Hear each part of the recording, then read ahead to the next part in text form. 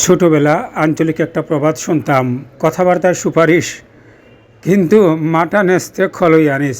আদালত পাড়ায় সুন্দর সুন্দর কথা লেখা আছে, কিন্তু কার্যক্ষেত্রে মানুষের ভোগান্তির শেষ নাই। আপোষের কথা বলা হয়, কিন্তু মামলা শুধু দীর্ঘ থেকে দীর্ঘতরই হয়। শুধু তাই না, জায়গায় জায়গায় লেখা আছে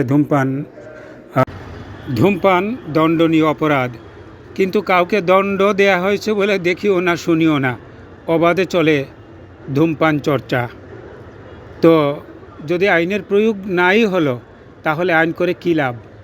মাননীয় কর্মা প্রশংসিত ডিসি সাহেব যদি একটু নজর দিতেন, আদালত পাড়াটা যদি অন্তত আইন লঙ্ঘনের উদাহরণ না হয়, একটু তৎপর হলেই আশা করি আদালত পাড়ার অনেক উৎপাত কমানো সম্ভব। ধূমপান চলবে না, যেখানে সেখানে পার্কিং চলবে না, ময়লা আবর্জনা থাকবে না, এবং